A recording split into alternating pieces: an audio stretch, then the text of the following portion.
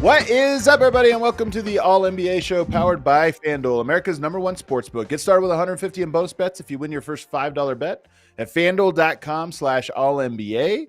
It was St. Patty's Day in the NBA last night, and it was a completely drunk night in the NBA with some crazy games. I got Tim Legler with me. How you doing, Legs? I'm good, man. I thought maybe, first of all, let me just say St. Patty's Day has always been one of my favorite days because I like to drink beer. I believe it. And I like to hang out. I like to have a good time, man. You've seen me throw back a few cold ones. I like to drink my beer. Guinness happens to be one of my favorite beers. I have a dog named Guinness. I have a dog named Guinness for guy. Yes, I do. And he was named that when we rescued him. He was already named that. Tell me that's not meant to be.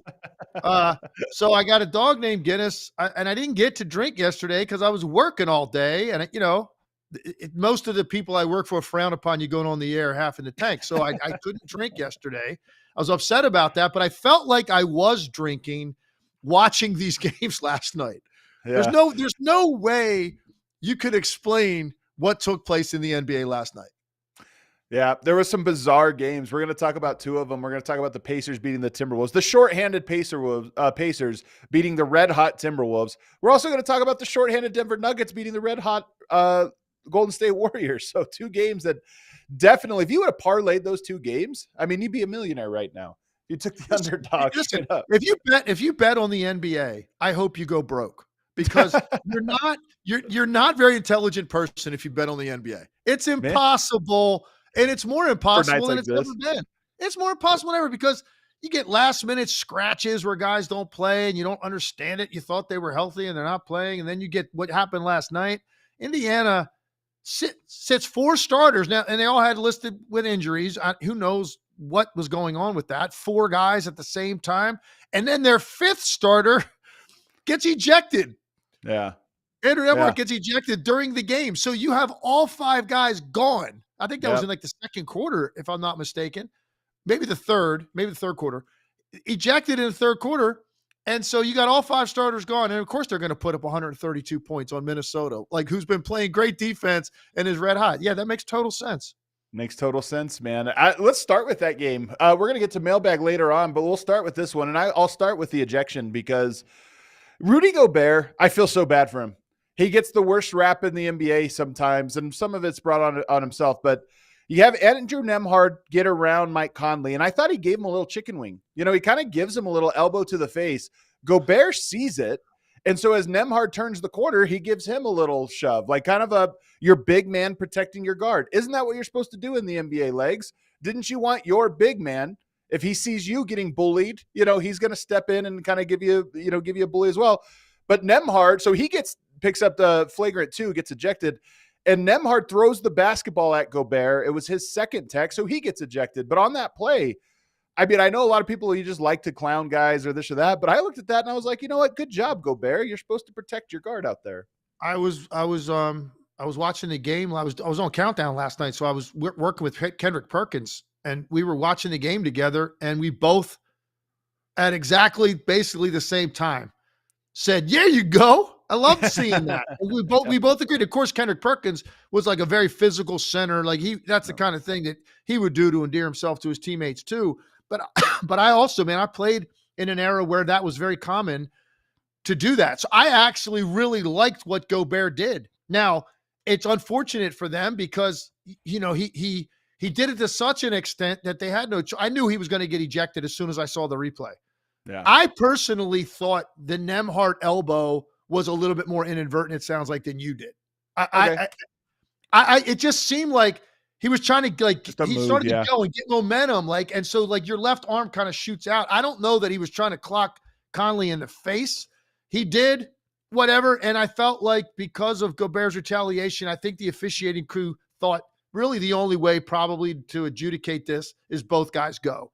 And that clearly works out in Indiana's favor because Nembhard is really a guy that's really inconsistent offensively. He's a good player for them, but like you don't know what he's going to mean to them offensively. They had other guys cooking in this game already. You needed Gobert more if you're Minnesota than Indiana needed Nembhard to win this game. So that worked out very well for the Indiana Pacers, but both guys got tossed. I did agree with you. I respected what Gobert did because it was like for him to even see it and react that fast, that's a half a second later.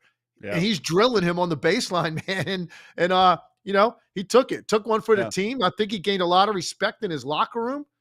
Even though he got ejected, they lost the game. Okay, man, the long-term cachet you build up with your teammates is more important than that.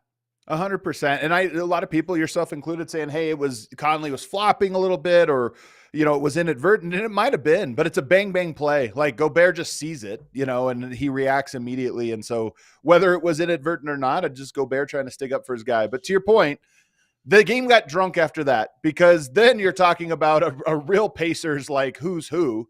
You got guys playing the rest of the time, including in the clutch. My guy, Ben Shepherd, who I thought gave him good minutes, but Quentin Jackson had some big shots as well in this game. You start to play a bunch of other guys, and here's the first thing, because we're going to talk about two games that kind of had the same script. You played in the NBA.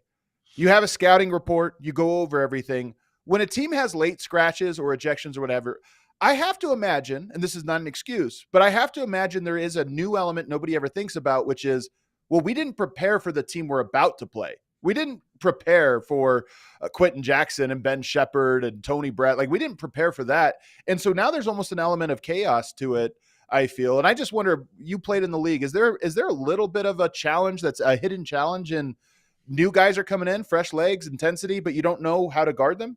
I'm going to say not as much as you think, because these first of all, these players are so in tune with other players on other teams. No matter what your slot is on that team, whether you're a starter, you go all the way down to 15. Guys know each other, and certainly the staffs are more prepared than they've ever been.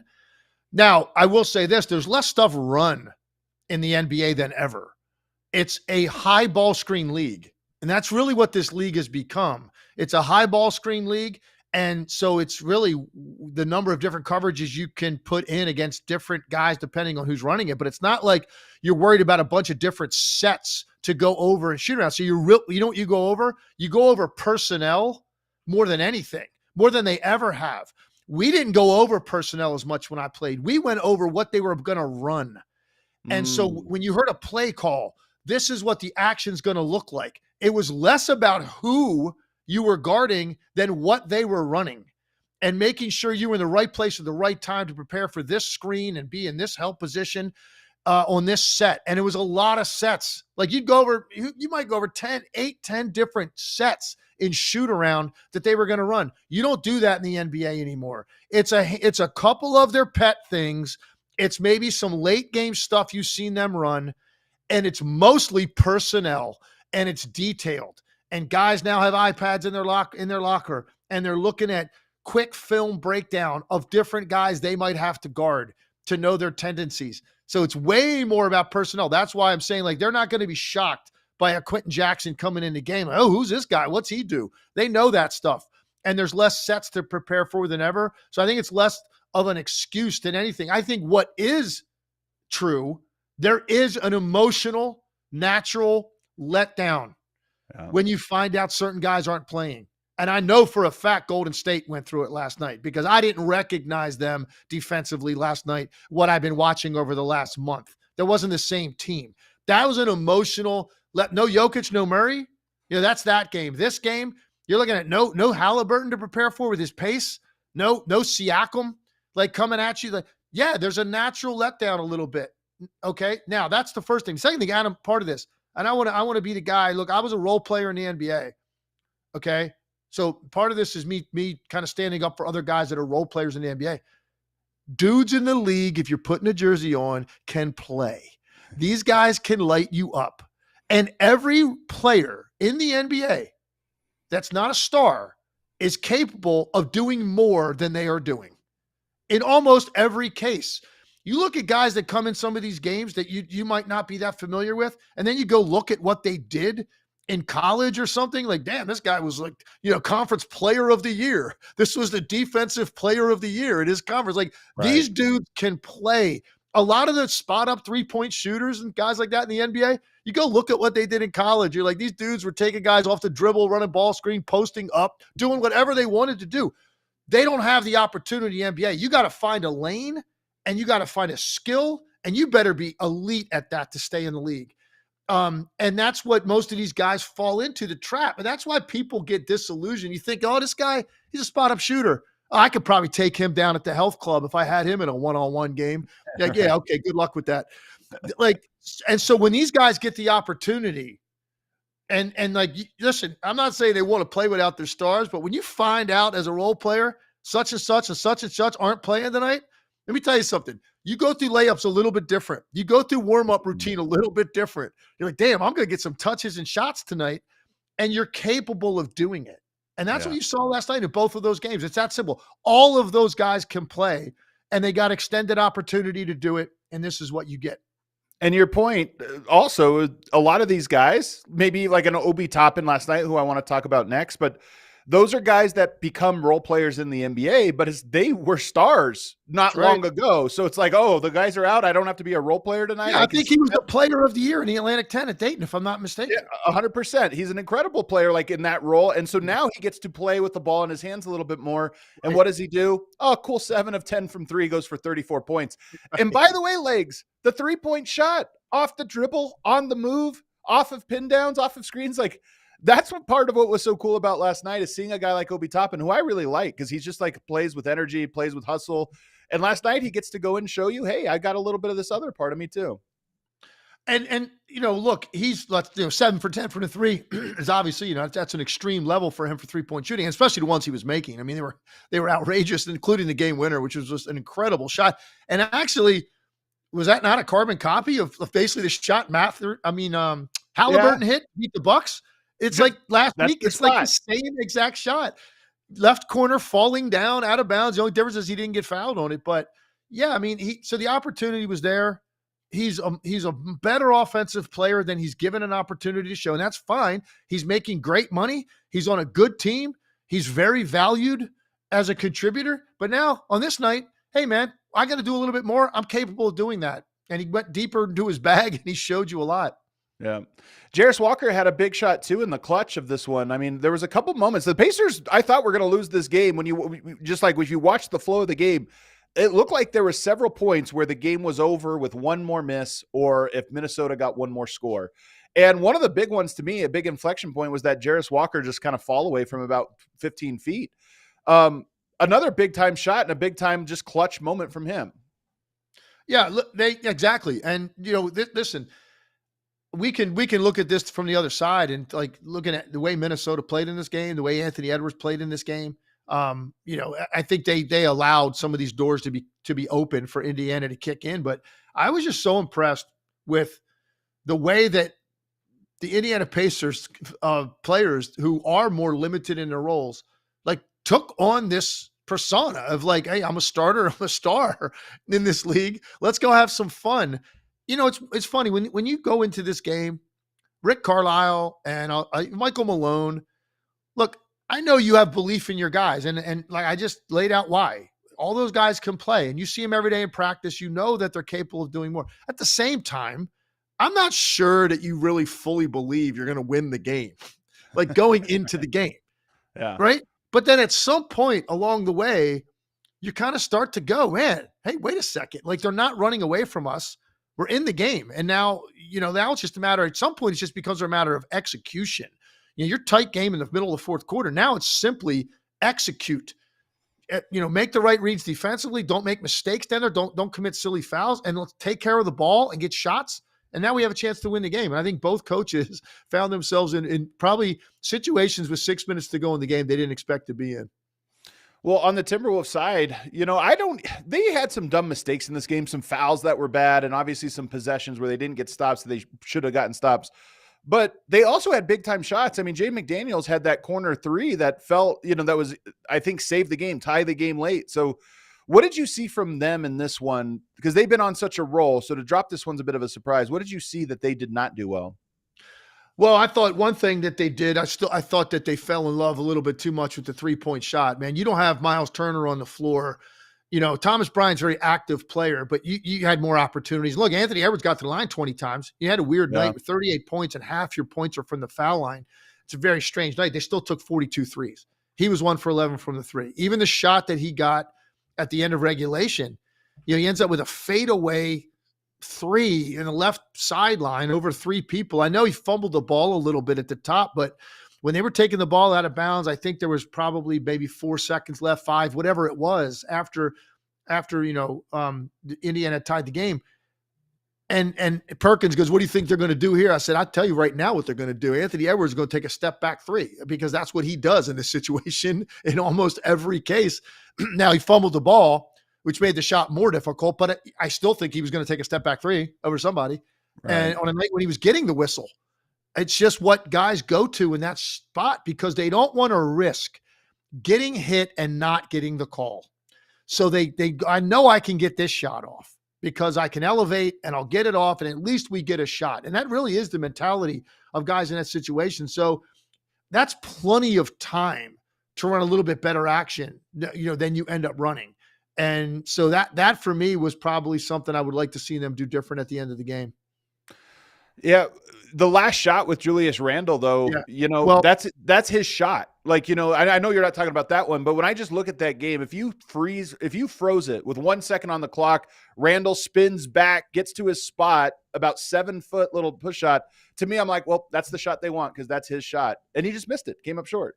But I want to talk about that last play. So here's what they were trying to do. They were trying to run. DiVincenzo took it out. And Anthony Edwards was in the strong side corner.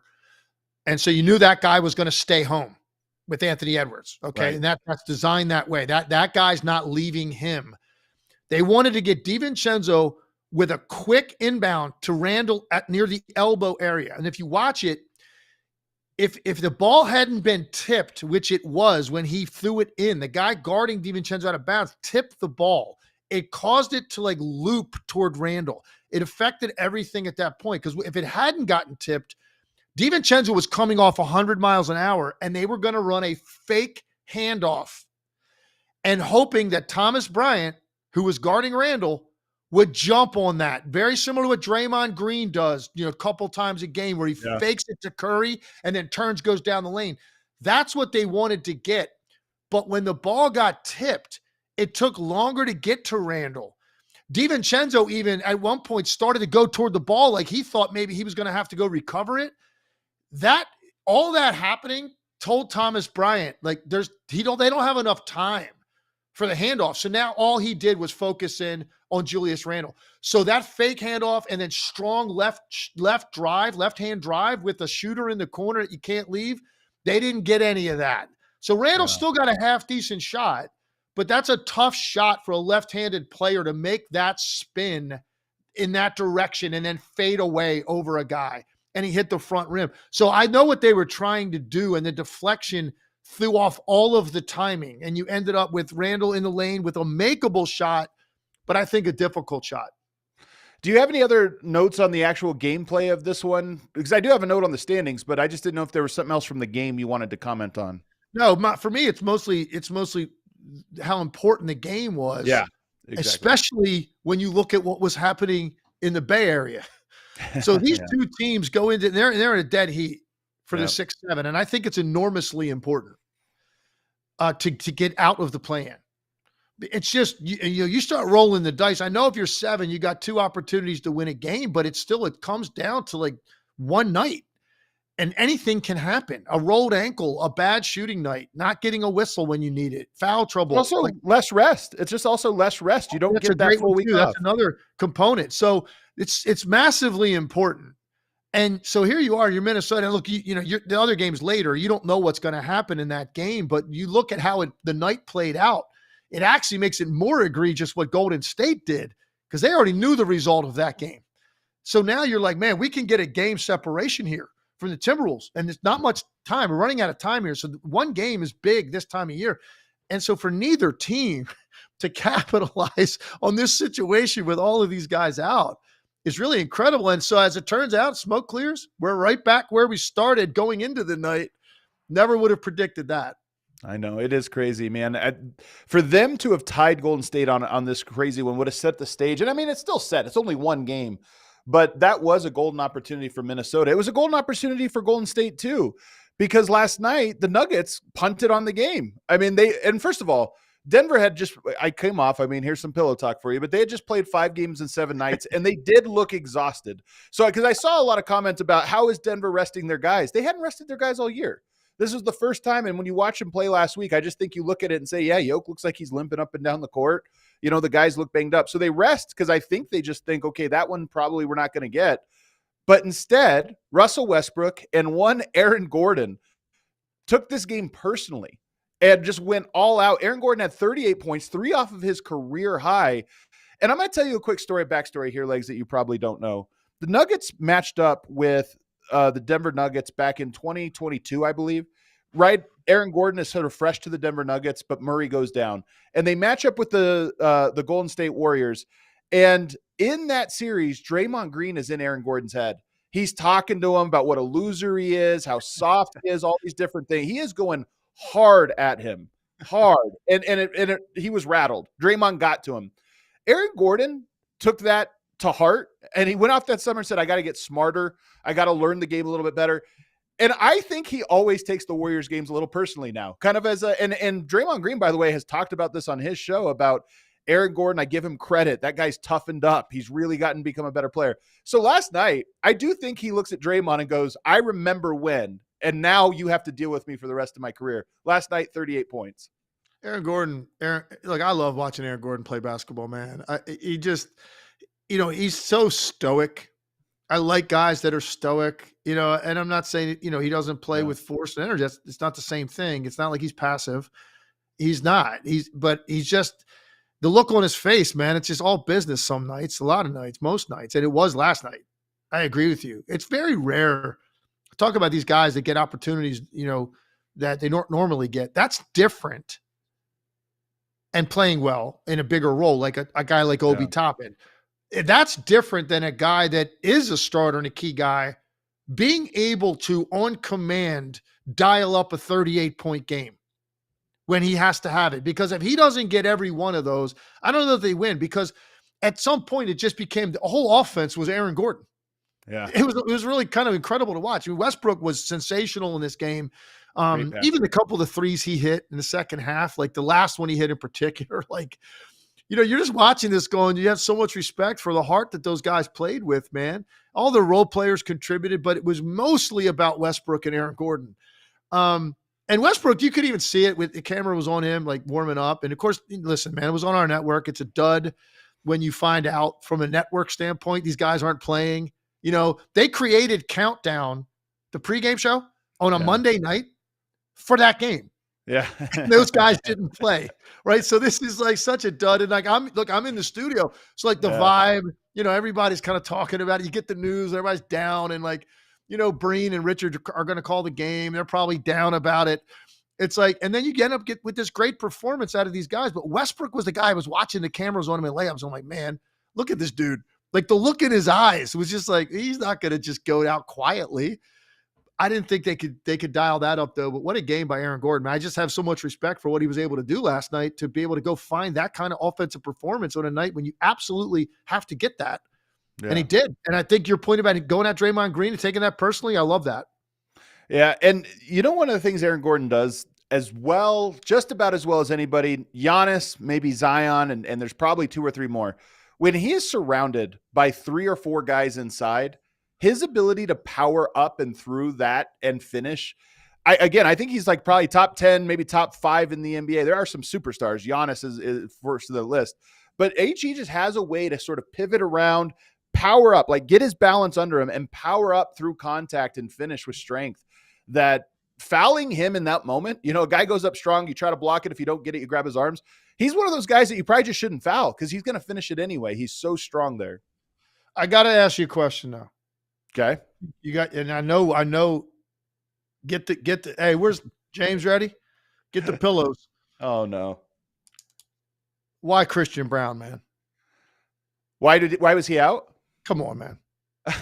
I am told that he is actually dealing with a serious foot thing. So He's dealing with a serious foot thing. He was standing up like the entire fourth quarter, cheering his guys on. I don't know what you want me to say. I like watching these guys play too. I don't know, but I get look, Jokic, Murray. I get it, man. I get it. Like, and to me, it's like you looked at these two games: Golden State Monday, Lakers Wednesday. Yeah. Okay, so they clearly. I mean, am I wrong that they were prioritizing the Laker game? I mean, we'll see if they play. Honestly, I mean, part of me wonders if they missed that game as well. It's also on ESPN, by the way. So another ESPN man. game. I'm calling. I'm calling it. Yeah. And I'm calling the damn game. They better play. And why'd you give Christian Braun off last night? The guy, come on, man. How old is Christian Braun?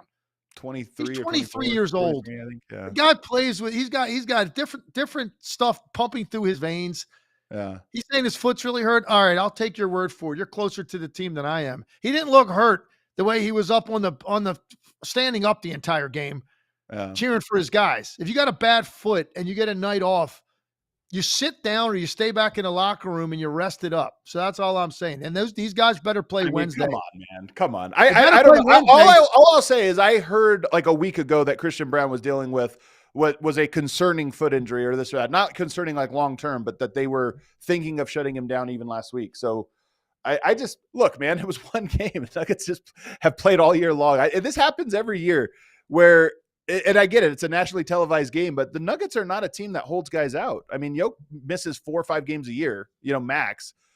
So to me, it is a bummer that it was a ESPN game. I get that part of it. They probably should have just rested that Wizards game that they lost anyway. But listen, I'm gonna be honest. I got a little skin in this game just because it's my network and they got hosed last night with that. And who knows? That's the problem. You don't know the extent of the injuries, man. You can't just, you think like people in the media just are going to just take every team's word for it about these guys? No, we've seen too much. So I don't know, but all of them on the same night, like, okay, I don't know, man. But here's what I know. Would you agree that at all costs, Denver would do anything they have to get the 2 seed? I honestly don't know. I don't know. Why not? Why would they not want the 2 seed at all costs? Well, it's possible that Minnesota's the 7 seed, and I think that's their toughest matchup. And by the way, Denver did this. I mean, it's been 5 years. I think it was 20. Wait, so you're saying they would prioritize that over having to go on the road in the second round potentially to play the 2 seed? It just depends. I mean, here's the situation, I think. And you're going to hate this, but I honestly think this is part of it. If it's Memphis as the 2 seed and Denver, or, it's Denver or Memphis, and Denver can avoid Minnesota, but have to play Memphis potentially in the second round, I think they would. I think they would try to drop away from that for an easier matchup, banking on the fact that Memphis might not make it to the second round. And if they do, they don't mind going on the road for that one. This is insane what we have right here, man, with these teams with now 13 games to play. Lakers have 15, Memphis 13, Houston, Denver 13. And you're talking about one game separating them in the loss column. Yeah. We have no idea what 2, 3, 4, and 5 are going to look like. And look, actually, even now, the Clippers, Minnesota, Golden State for 6, 7, 8 separated by a game. Yeah. And I don't know every team's preference on what team they've done well against this regular season. I haven't looked at all that stuff yet. But it's going to be really interesting to see. For me personally, I would always value having home court over who the hell we have to play. If you're a 2 or 3 and you're worried about a 6 or a 7, I think psychologically you're screwed. In my opinion, you're screwed already. If you're worried about this team is a 6 or 7 seed for a reason, and you're a 2 or a 3, you have an opportunity to play 2 rounds at home. For me as a coach, that's what I'm worried about. You let me start those first 2 rounds with 2 games at home, both series. I don't care who I have to play. Those teams are a 6 or 7 for a damn reason. I don't know if you agree. I don't think you agree with that. I don't even think you agree with this. Hold on a second. So the Minnesota Timberwolves and Golden State Warriors, they're a 7 seed or 6 seed for a reason. But you would rather play them than the Memphis Grizzlies right now? And again, no disrespect to the Memphis Grizzlies, but they are banged up. And I just think in a playoff series, they're less proven. So you're saying they're a 7 seed for a reason. You want to avoid Memphis. What do you mean? No. I'm Avoid saying, Memphis. What do you mean? I'm saying if your choices are to be a 2 seed at all costs, but then you match up with one of the Warriors or the Timberwolves, in your mind, that's better I'm than if you telling you right now. This is me. And if anybody on my staff, if I was a head coach of a team and somebody on my staff started, and I got a chance at the 2, legitimately a 2. And I hear people on my staff muttering under their breath about who they're afraid to play as a 6, 7, or 8 seed. You're fired. All right. You remember the year Dallas lost to Golden State? Was it a 1-8? It was a 1-8, right? 1-8. Yeah, 1-8. And you know what? The last 2 weeks of the season, everybody was talking about Dallas. Man, oh my God, they might have to play Golden State. They might have to play, as a They lost. They were right. Yeah, and they lost because they let that thought creep into their damn head. If you're the top team in the conference, you're worried about who you're going to play as an 8, then the game's over for you. You're too mentally weak. You should be dismissed from the playoffs before they start. No, man. I know. I love it, Legs. Give me a home court. I want to start out 2 games at home to start the series. Set the tone. Go up 2-0. Put this thing to bed. Give me a break. No, I'm all about home court. You give me home court. That's what I want. You start manipulating that crap, man. And guess what, by the way? You don't know 2, 3. Like, you don't know who you're going to play 6 or 7. That's not going to be determined until the last couple of days of the season. So you got to be very careful when you start trying to worry about that stuff, man. Just get to the highest seed you can, which is 2. Don't play Oklahoma City till the conference finals. You will have accomplished that because you're not a 4 seed. Yeah. So you've done that. Now give me 2 rounds at home to start out. Home court advantage, a game 7 at home if I need that. Give me that in my pocket over worrying about matchups with teams at the 7 and 8 and 6 spot. I respect it. I think this is one area you're a little old school on. It's the same with the rest thing or back to backs or something. You're not wrong to say that there is a mental toughness that's involved in it, but at the same time, there is a path of least resistance.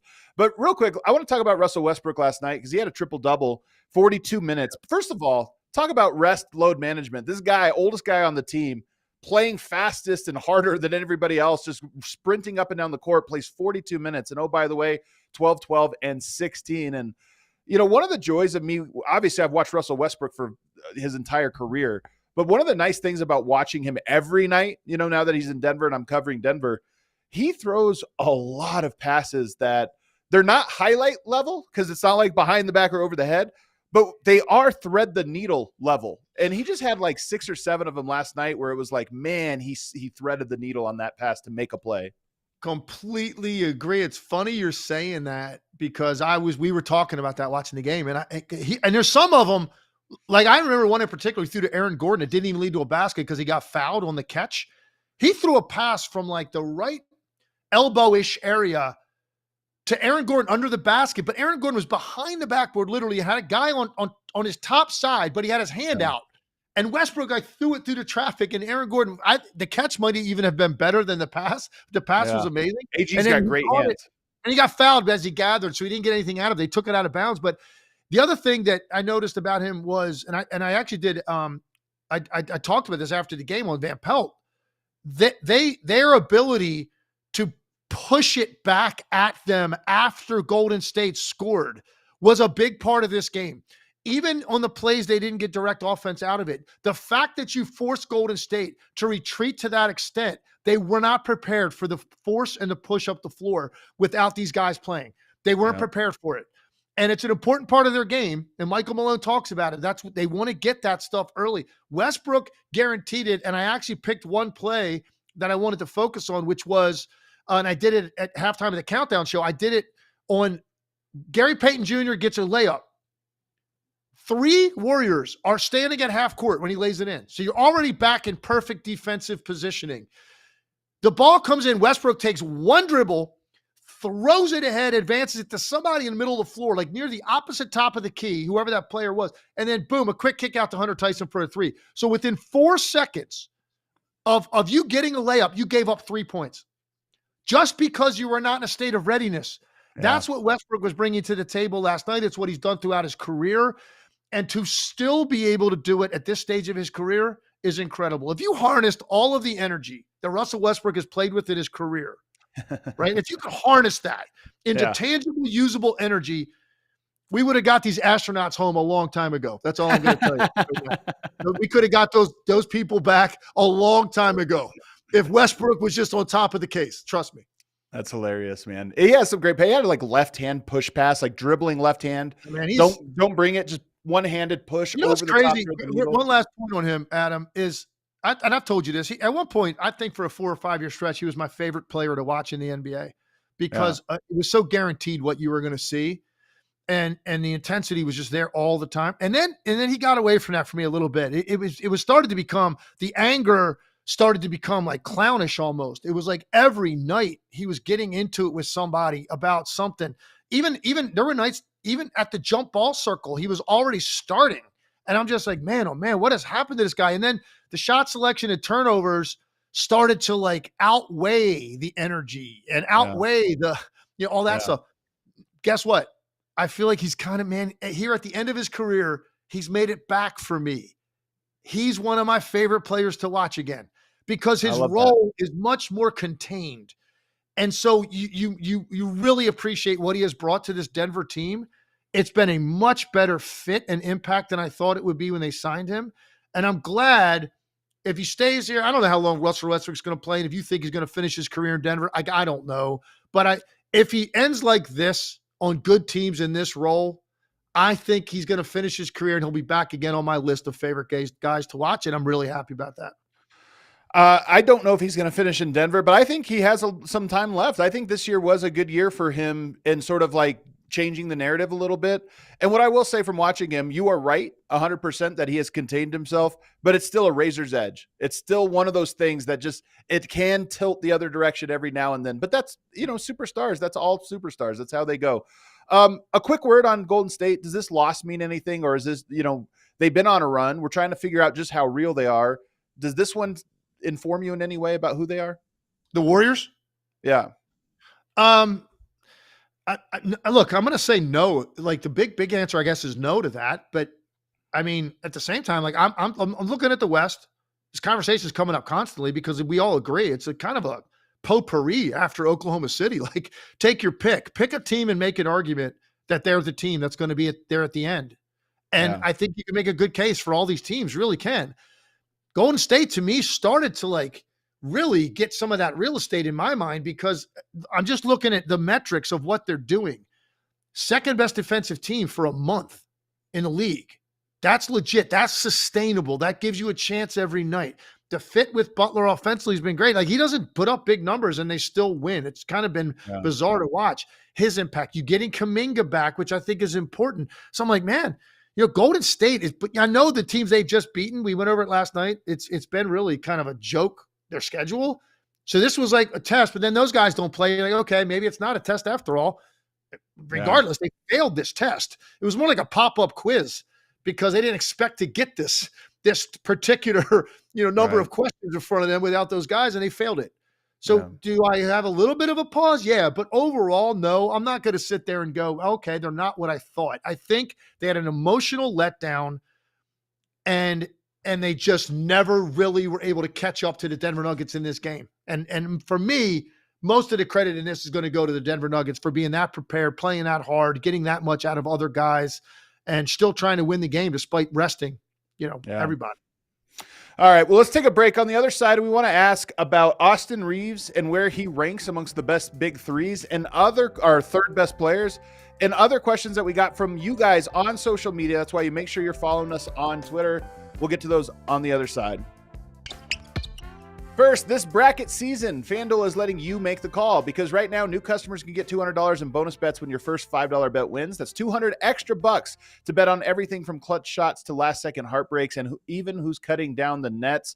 March Madness, to me, is the second best week of the year for sports gambling, behind the Super Bowl, of course. But March Madness, some of the years it's actually better because if you're making bets throughout the game, and again, there's some people who are really college basketball junkies and they know these teams. 99% of people who are watching March Madness are watching players and teams they've never seen before. So how do you get a little skin in the game?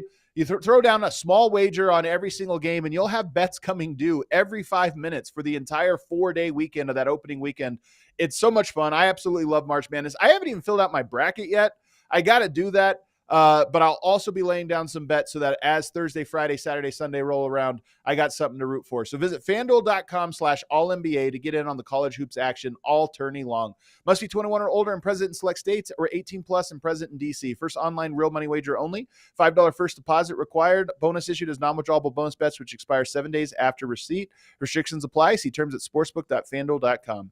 FanDuel is offering online sports wagering in Kansas under an agreement with Kansas Star Casino, LLC. Gambling problem? Call 1-800-GAMBLER or visit FanDuel.com/RG. Call 1-888-789-7777 or visit ccpg.org/chat in Connecticut or visit mdgamblinghelp.org in Maryland. Hope is here. Visit Gambling Helpline MA or call 800-327-5050 for 24/7 support in Massachusetts or 1-877-8-HOPE-NY or text HOPE-NY in New York.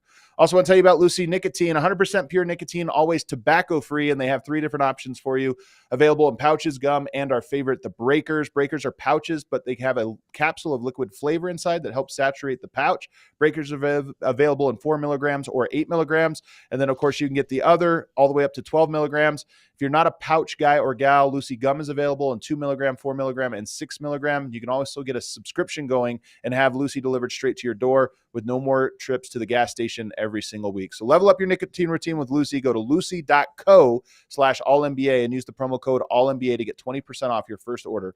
Lucy offers free shipping and has a 30-day refund policy if you change your mind. That's lucy.co and use code AllNBA to get 20% off, always free shipping. And here comes the fine print. Lucy products are only for adults of legal age, and every order is age verified. Warning, this product contains nicotine, and nicotine is an addictive chemical. All right, let's get into the mailbag here. Segment 2 of the All NBA show. We've covered 2 games already. And now we want to we got about 15 minutes here to get into the mailbag. And I know the first one we got here is about Austin Reaves. What do we have here? It comes from Slunk. By the way, follow us on social media, the All NBA podcast. Check it out. You can interact with us. We got cool stats and stuff, different video clips that go up there. How does Austin Reaves compare to other third best players on other teams? You like this one a lot, Legs. Man, this is incredible, because this is exactly what was on my mind when I woke up thinking about the show and topics. And I actually pulled out my little notebook that I carry around, and I wrote down every team in the NBA and who their third best player is. I wrote down every team. And actually, in some of these, it was actually hard for me to define who their third best player was. You got to start to look at how you define that personally. So I think give me the obvious one. I think it'd be easier if you said offensively. Like, if he's your number 3 best offensive player on your team, where does that stack up in the league? And honestly, Adam, I want to do a much deeper dive on this topic on a different day than right now for mailbag. But I think the question is relevant, man, because guess what? Austin Reaves is climbing the ladder rapidly. And when you start actually putting names on paper, you're going to be shocked at how few number 3 offensive players in the league you would take above Austin Reaves. So how many? I'd said you'd be surprised how few. Yeah, 100%. There actually are that you would take above Austin Reaves as your third best player. And look, he's blown through the ceiling.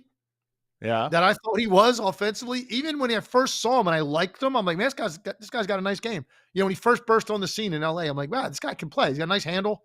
He's tough, gets to the line. Like, I like this guy.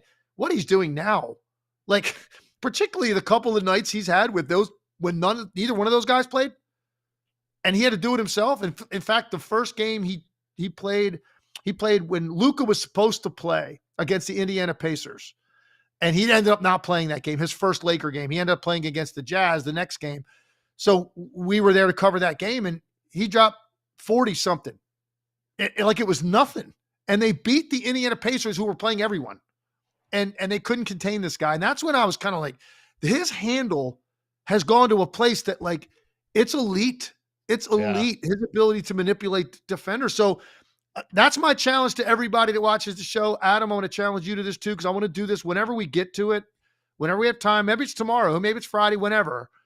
I want to do a segment on this and go down the list of teams and write down their third best player and then come up with how many clear-cut definitively you would take before you would take Austin Reaves as your third best player.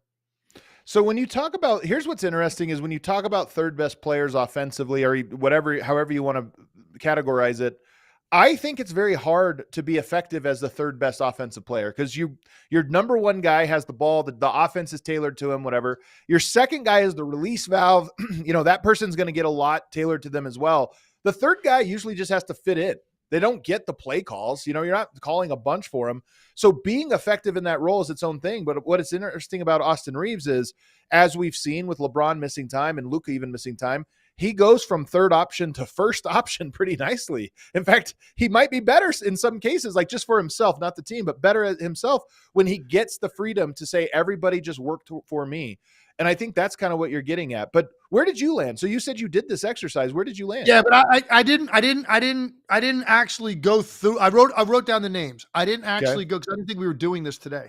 I didn't actually go through and circle the ones and say for sure I'd take this guy. I didn't do it, but I think we should do this each and then have a longer discussion about another segment on the show. But I'm going to tell people, you're going to be surprised. I think you're going to be surprised when you actually start writing names down and you go, man, yeah, I wouldn't take this guy over Austin Reaves. It's very few. And here's where it gets murky though, Adam. I'm going to be honest about this. Some of these guys that are the third best offensive player on these teams also do other things at a really elite level. Like Derek White, for example. You would start to go, okay, the trade-off here, I'll give you an example. Evan Mobley. Right. Now, Evan Mobley is, I don't know what he's averaging this year in Cleveland, like probably around 17, I'm guessing, something like that. He made the All-Star team. Now, he doesn't have the playmaking and handling ability or the shooting ability of Austin Reaves, clearly. And he's basically playing off of two elite guards that create a lot of opportunities for him. But he's had a great year, and he's definitely more aggressive. He's added more perimeter shooting to his game. So you go, okay, Austin Reaves is a better offensive player than Evan Mobley. But Evan Mobley can guard everybody on the court. He's a big-time rebounder, like all of that stuff. So then you would go, okay, I guess I would take Evan Mobley over Austin Reaves if it's just picking a guy to be your third guy. So that's where it gets a little Sabonis or whoever you want to call Sacramento's third best players. It's Zach LaVine. Like you start to, you got to start to weigh other stuff, right? When you start to really break it down. That's why it makes it a fun conversation. So I challenge everybody that watches the show regularly, do it. Get your list ready whenever we get into that and go grab it. And Adam, I'm going to challenge you to do the same thing. And I want to have this conversation at much greater length a different day. I think, and this is you're raising an interesting example of why this is so hard. Because if you go to Boston, all right, Tatum and Brown, 1-2. Who's number 3? Is it Porzingis? Is it Derek White? Is it Drew Holiday? On different nights, it could be any of those guys. And Porzingis is a great offensive player because of how he bends the court. But he's not, and he does post up well. You can give him the ball. He does some stuff in isolation, but that's not his biggest strength. Whereas with Austin Reaves, the ball in his hand is one of his biggest strengths. So it is, it's a little apples to oranges on this, but your point stands that Austin Reaves, for all the talk of the Lakers still have to build their roster down around Luka and for the next couple of years, LeBron, they still have a third guy in there that, to your point, is just about as good as any third option with the ball in their hands as anyone in the NBA, which is interesting. Well, I got a good one for you real quick. Just we're not going to get into a deep dive, but just like this is why this is an interesting conversation. Look at Denver. Denver's a contender. Denver's a contender. Okay. You don't even hesitate. It's Aaron Gordon. It's not Michael Porter Jr. You said Aaron Gordon immediately. So you got Jokic, Murray, and then Aaron Gordon. Okay. So wouldn't you in Denver love to have another high level creator? I mean, of course, Denver needs it. Yeah. Yeah, that's what I'm saying. So let me ask you, would you make that trade-off? Oh, for Aaron Gordon? No, Denver needs the defense too. I think Aaron Gordon is too irreplaceable to what Denver does. And by the way, this is one storyline for Denver. I mean, again, we talked about this yesterday. I don't think Denver is this juggernaut this year. I was low on them coming in. They've kind of been what I thought. But one thing you could say about him is that Aaron Gordon's missed a lot of games, and the games he's played, he's been banged up, and they are a different team when he's healthy. So if you're trying to make the case for Denver, you could make the case of if you get the Aaron Gordon you got last night, the guy that's physically imposing, that's something we just haven't seen consistently with Denver this year, and they might have a little bit extra, another level to get to in the playoffs if he's able to stay and remain healthy. Hey, by the way, can I clear something up? I saw in the chat somebody watching somebody, and it's a good point, but they brought it up, and since it's probably the best team in the NBA right now, talking about Oklahoma City Thunder, and somebody was like, people out there in the, whatever, that cover the league or talk about the league and every sort of basketball chat you want to find. There are people that think that would think that Chet Holmgren is their second best player. And I'm like, no, I'm going to clear that up right now. Jalen Williams is their second best player. Let's be very, very, very clear about that. Very clear about it. Jalen Williams, or you mean overall? Jalen Williams is an all-star caliber offensive player, and he's also a top shelf defender. Yeah. Now, I know Chet Holmgren is a great rim protector, and he's versatile defensively. Chet Holmgren, you can't compare Chet Holmgren to Jalen Williams offensively. Come on. So I'm going to clear that up right now. There's no murkiness there. I wrote down every name. Oklahoma City, it took me about a nanosecond to write Chet Holmgren down as their third best player. It's not Jalen Williams. Jalen Williams is their second best player. Man, I mean, you say it with such conviction that to me, I disagree, but you say it with such conviction. You think Chet Holmgren is their second best player? I mean, here's the thing: is Chet Holmgren getting hurt this year? I think has limited him offensively, and in some important ways. But the impact he makes, I mean, this is where basketball rim protection is such an important skill that to me, I just weigh it so heavily, and he provides a lot of that. But there's a case for it for sure. And he might end up being, 5 years from now. He's so young. They're both young, but I mean. If Jalen Williams is already kind of like at his ceiling offensively, this is, Chet Holmgren maybe has more room to grow. And then when you add in some of that rim protection which is elite, maybe then it would tip the scales. But like right now, and I'll put it this way. Here's how I'll sum it up. For me, it's much more important for the Oklahoma City Thunder that Jalen Williams is every bit as good or better in the postseason for them to win a championship than Chet Holmgren. I agree with that part. I agree with that part for sure. And that's to me would be the ultimate argument there. And I think he's part of, if you're skeptical on Oklahoma City, and again, I'm not saying I am, if you're skeptical of him, of the Thunder, that would be one of the things is a team going to force him to be the guy that wins the series for you? And do you feel comfortable with that? Last year, up and down, we'll find out what happens this year. What else we got? Justin of the Wild says, Legs, is there a win from your time in the NBA that still gets you excited when you look back on it? I like that one. Yeah, a bunch of them. For me, one that I loved was you don't get a lot of opportunities to hit game winners, particularly when you're like a role player. But I did hit a game winner against Philly, which will always mean a lot to me because it was against the Sixers too. And I knew that game, everybody back home at the time where I was living and all my friends and, everybody that saw me in college was watching the Sixers play. And I ended up hitting a game winner against them that I'll always remember, man. We ran action to get a post up for Juwan Howard, who had his only all-star appearance that year for us. He averaged 23 points a game. Chris Webber was out most of the year. So we ran a lot of our offense through Juwan Howard in the low post. And the play was designed for me to come off his screen, get the ball in the wing, and then dump it into the post and let him play out of the double team. And then if he got doubled, I was going to be the kick-out guy for a shot. Well, the guy that was guarding me backed off to such an extent, I didn't have an angle to make the entry pass, so I saw a driving lane to the middle. So I just put my head down. I got to the middle of the lane, and of all things, right, mainly a three-point shooter at the NBA level, I shot a running, one-handed sort of half hook shot in the lane for a game winner over the Philadelphia 76ers. Heck yeah. I love that one. So that one stands out too. By the way, I always wonder this, so your buddies are all Sixers fans, I take it, being in Philly. Are they congratulating you? Are they, MFing you? What is what are the messages or the calls after that? You get a lot of those calls, but it's 2 days later. They have to let the emotion of it die down and their little feelings getting hurt. And they got to go put their Sixers nightlight on and they got to get in their Sixers pajamas and they got to cry it out like they do. Yeah. And then eventually you get the call, man. Hey, nice job. Nice shot the other night. That's kind of how it works. Let's hit one more here if we have one from the mailbag since we didn't get to too many of them today. What do we have here? Oh, this one comes from James, producer James. What are your thoughts? He cheated a little. What are your thoughts about everyone in the league having their own 3-point celebration? Jordan Poole's stinky face, or is it snorkeling? I don't know what that one is. And what would your 3-point celebration be? I like this. I need more time to think about this. What's funny is this just didn't occur during my era, man. Nobody did that. And now you're right. And it's funny is even the first one of the night, they'll pose. I did the Cavs game on Sunday against Orlando, and Ty Jerome comes in the game, and he's had a great year for them, a big impact player. First shot he gets is a three, and he hits it, and he held that pose for He held it so long. 4 seconds, 5 seconds. He must Maybe have held longer.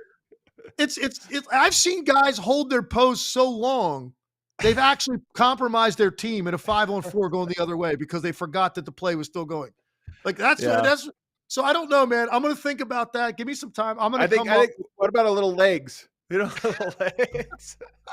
You drain a three and you do little legs. Little legs. That's pretty good. I like that. Just do this, little legs.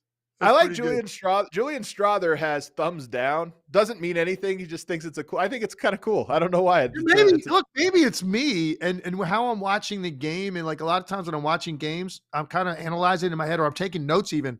And maybe I'm not watching enough of these guys because I thought they were all doing the same thing, right? Up the arm, Oh, right. Veins, 3 in my veins. Like, that's what I thought everybody was doing. Now you're telling me that everybody's got their own. I got to start looking at this more carefully. You got to have your own. I kind of like the legs. Somebody's got to pull it out, man. Some young high schooler. Look, you got me thinking here. That is not bad at all. I like it. We might have to work this into our show. This might be something when I come up with like something that I really got to get in. All right, get ready, James. Get ready. Here it goes. That's too good, man. That's really all right, we got a couple super chats to get to. What do we have here? Our Jonesy sends us $5. He says Indy's bench struggled all year. How do they parlay this game into more consistent success that supports the starters? Is it more than just confidence? I think you could ask this question for Denver too. Denver's bench has been horrible all year, and now the bench has to play big minutes, and they play great. So, what do you think? I hate to tell you, everybody, this. There's no carryover. Yeah, I think that's it. Yep. There just isn't. Those guys come back. You go right back in your lane, and that's your lane. Now, just because, you're a role player that had a big night because you got more minutes or a chance to start, it doesn't mean now you're going to do more in those 16 minutes you normally get. There's only so much to be done.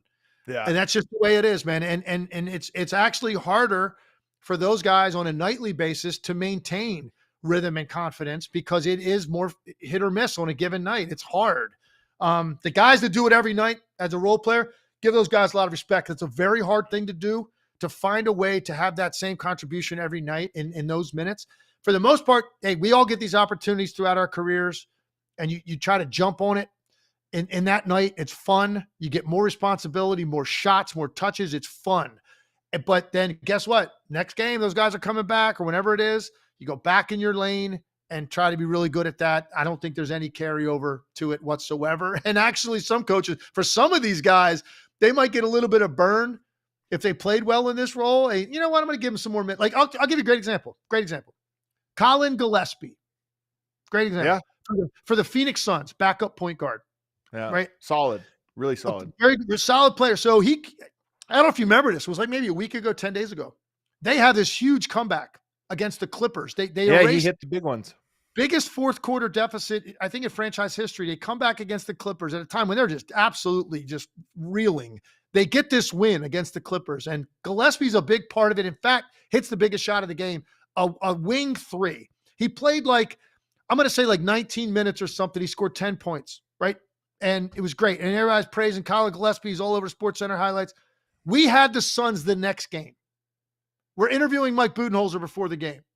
And Dave Pasch is curious, how do you weigh that? Like a guy gets an extended opportunity to play, plays really well. How do you manage rewarding him going forward, but also understanding there's limitations there with the player? And Budenholzer was just raving about him and said, yeah, man, I think, he deserves opportunity. Whatever. That night, he comes in the game, played 5 minutes in the first half, hit a three. His only shot, he hits a three. Did not play in the second half. So this is exactly what we're talking about. Yeah. You are in a certain lane, and look, over time, you can start to wear on coaches' minds. I need to get this guy more time. And then when you do get a week where you play 3 games and you get an extended opportunity and you play great every night, now he might change for you going forward. Yeah. But for the most part, these one-off type nights, you go back where you were when the starters come back and continue to play well in your role. And it's got to be over a long period of time. You start to expand your role. But that's to me sums up what we're talking about here. What happened to Gillespie? Yeah. we have another one, James? I thought I saw it. Yep. Gordon Glasner, my guy, comes in with 28 Canadian. He says the bench vibes are immaculate. He's talking about the Nuggets. He's a Nuggets fan. Bench vibes last night were immaculate. What else we got? R. Jonesy says Ty Law played in a gym here and he looked like God. You were talking earlier about NBA players and how they, against average Joes. You're right. First of all, he's talking about Ty Lawson. Ty Lawson looked like a god in the NBA. That guy's as fast as anybody. So that's against super athletes. If you put him in a regular gym. Did you see the video recently of Brian Scalabrine? Oh yeah. George the Messiah in New York. Yeah, I'm for sure. Brian Scalabrine, a role playing backup forward in Boston. Yeah. In Boston, mostly, he's still one of their commentators. Mainly a spot up, actually 3-point shooter for a big guy. Yeah. And he was at a health club he was at or something. No, it was outdoors. Outdoors, man. He's playing out talking all kinds of smack on Brian Scalabrine, and he just destroyed him. It's look, all these guys can play. They all can play, man, and they all can do more for the most part. Now, there are some guys that are so offensively limited. No, they're not, but they're still great rebounders or shot blockers, defenders. Maybe they won't do more at the NBA level, and they didn't do more even as a college player. But most of these guys, look, I'll give you an example. Kyle Korver, he's one of the greatest 3-point shooters of all time. Basically, that's all he did at the NBA level is catch and shoot threes. Right. Kyle Korver was a 2-time Missouri Valley Conference Player of the Year. Do you think he did that by spotting up shooting threes? No. So guys can do more, but what happens is, and I was told this very early in my career, you better be like top 1% on the planet at something if you're going to be a role player. And for me, I said, okay, let me make that shooting. Yeah. Nick Collison was one of my favorite players at Kansas. Post up, pass, shoot, does everything. He goes to the NBA, he sets screens. It's like these guys are good. And then you go to another level and you're a role player. Yep. Gordon Glasner, one last time, he says the bench vibes are, we already got that one. Michael from the 6, we got a lot today. If Kawhi Leonard goes vintage in the playoffs, can they derail the Thunder? I don't think you're buying this one.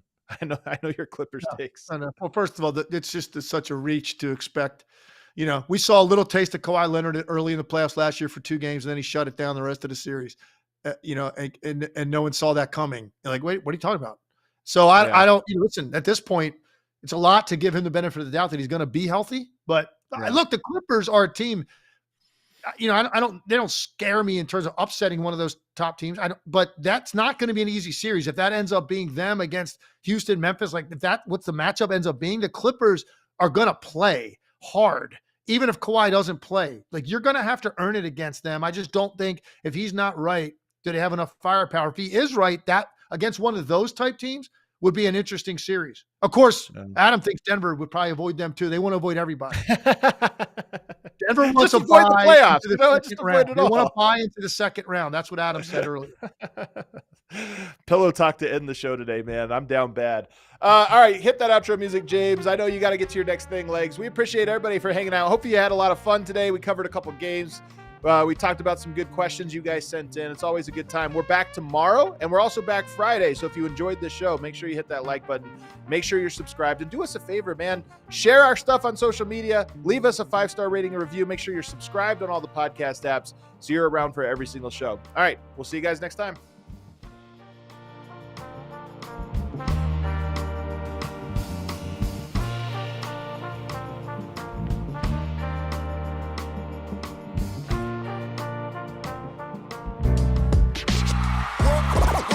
Silly like the mayor.